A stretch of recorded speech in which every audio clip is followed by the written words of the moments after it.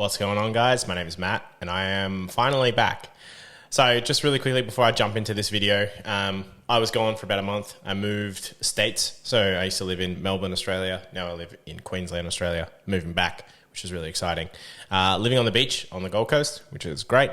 However, we just got hit by a cyclone and my house flooded. So it was a very warm welcome from Queensland to myself and my wife. But I'm back now and back to regular scheduled programming with videos. And today I'm going to be jumping right in on why you shouldn't touch automation with a 10-foot pole in your fitness business.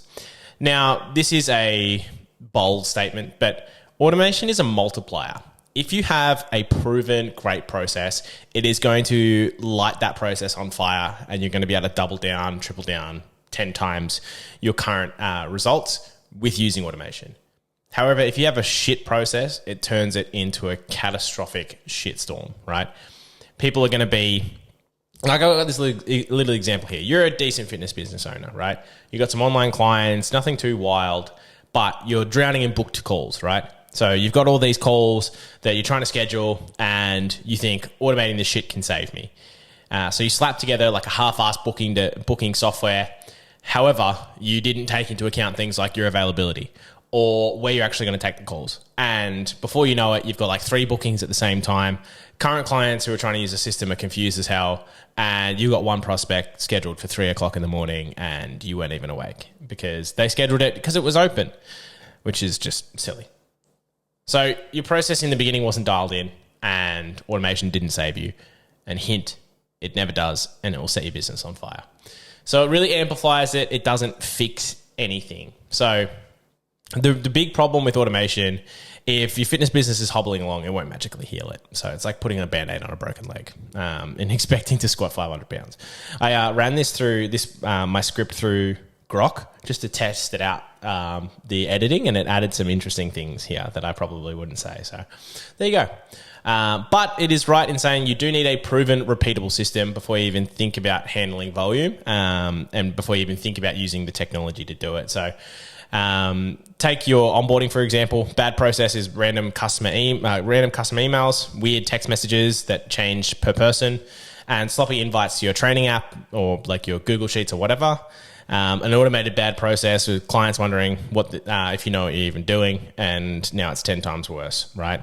So now you've got all these random messages firing and it's just not predictable and it's bad. And I'm not just sitting here and preaching this. I've been there. I used to think when I sign them up and grab cash, the rest will fall into place. Didn't. I was wrong and I had to figure out what clients actually needed from me. This is true when I was coaching. This is true when I was working as an online coach, and this is true in my business now. So I put a lot of effort into thinking about what people actually need after they sign up with me, for example, and what my clients need to deliver to their clients too. So the framework, what I'm going to be going through is a bit of a no BS checklist on how you could look at a process to see if it's automation ready. So you want to run things through this really quickly before you even start to automate it, because automation is a procrastinator's dream, right? Because it really feels like you're accomplishing something if you automate a task. However, if it's not a process that's ready to be automated, you are creating more issues than you're solving. And it's just not going to be beneficial in the long run. So the step 1 is it proven under pressure? So can this process handle high volume manually without it cracking? Let me give you an example. So client scheduling is you're booking 20 sessions in per week using a diary. So say, for example, you're an online in-person coach and you are booking 20 sessions a week, but you write it all in a diary, right? Times, trainers, everyone's locked in, no double ups or pissed off clients, right? So this, if you've been doing this for 6 to 12 months and it works for you, it is currently proven under pressure. You might have a couple of slip ups every now and then, but you can always trust the faithful diary, and it's fine. However, that's a good system. But if it breaks at like 10 clients, so you don't have it doesn't actually work smoothly for you, then it's probably not a good example of proven under pressure. So if, for example, you have a capacity of 30 clients no hiccups with the current process, it's probably a good one to start automating. And I'd give that a green light, and then I'd probably move on to the next one. So if you're shaky or untested, I think this works, but I've only got 5 clients. That's probably a good sign not to automate it. So give yourself a point in this one if your process is proven under pressure. The next step is it repeatable like clockwork? So when it comes to automation, it is about taking a task that happens consistently and reoccurs and then streamlining that either fully with tech or partially with tech. You don't want to automate a one-off task. That just doesn't make sense. Like if you were to set up your office and then try and automate that process where you book a contractor to come in and you set up SOPs of how to set up this office and all this kind of stuff, but you're only doing it once every like 3 times that you move house. It's not a good process to automate. So ignore that. So the things you want to find are, does it run every single time the same way with no guesswork? So for example, when you get a lead, an inquiry gets a call 24 hours after inquiring, a try this deadlift tipped email and a consult booked. None of that like, oh no, I forgot to message the client or I sent them a random article that I found. Like it needs to be the same thing every time. And you would be surprised at how much in your business is actually the same thing every time. And the reason that matters is because automation loves consistency. If it's half vibes and improv, then sometimes I text, sometimes I don't. Like that is just randomness and it's a mess and your business becomes really wishy-washy. So green light, if it's a machine, same steps, same results every rep. It's a red light if you're still in a feel it out art project, or if it's a one-off, if it's it happens sometimes or I don't, like you really need to pull that apart. The next one is it eating your soul? Is it consuming your time? Is it something that you hate doing because it's so laborious? So is this sucking hours that you could be spent growing the business? So example, manually texting workout plans to 30 clients takes 3 hours a day when you could be filming content or training another coach to help you out. So this here, manually texting workout plans to 30 clients is crazy, right? If you're doing this currently, then stop. I know coaches who do this, who literally send their workout plans via a text message. So why it matters, automation's worth it when it kills grunt work. Now, this 3 hours a day is like a big portion of a human's working day. I think they say that most people only have like 4 to 6 hours of actual decent work in them per day. For some people, it's less. Like me, I probably don't have that much like good deep work in me. However, I can optimize myself because I know like what I should automate and what I should do manually and what have you.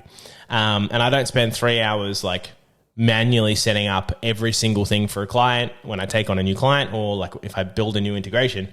I don't spend like a ridiculous amount of time just doing that. So I'd rather spend time filming content or writing SOPs or like helping out some of the freelancers that I work with. So automation's worth it when it kills the grunt work. But if it's only a bottleneck, like 10 minutes a week, probably leave it alone. So like if it's like let me think of a good example here. If you're, off the top of my head, it's hard to think of one. So think about those, like if it's quick enough to handle manually and it's like less than 15 minutes or whatever, then it's probably not a great thing to do. But if it's like your bigger, like training programs to clients, 30 clients, takes 3 hours a day, probably a good thing to do. Just take that with a grain of salt. So how can you, the step 4 is, can you measure the wind? So will this automation boost a clear metric, revenue, retention, leads? The reason that we ask this is there a direct impact of the automation that you're building? Because if there isn't, and it's like a fuzzy kind of, it might help, then it's not going to be actually quantifiable for you to like invest the time into it to see the return. So automating, for example, automating follow-ups, bumps, consults, bookings from 5 to 15 a week, adding 10K a month, or auto texting class reminders cuts no-show by 20%. You can see the direct impact that it would have. So the first one is 10 additional clients per week, adding an additional 10K a month, or having people actually show up to class bookings by 20%. You could then look at to see the attrition rate of how many people cancel based on when you started doing this, right? So if there's a clear ROI, it's a green light and they'll get a tick. So if any of these, I would like these 4 steps.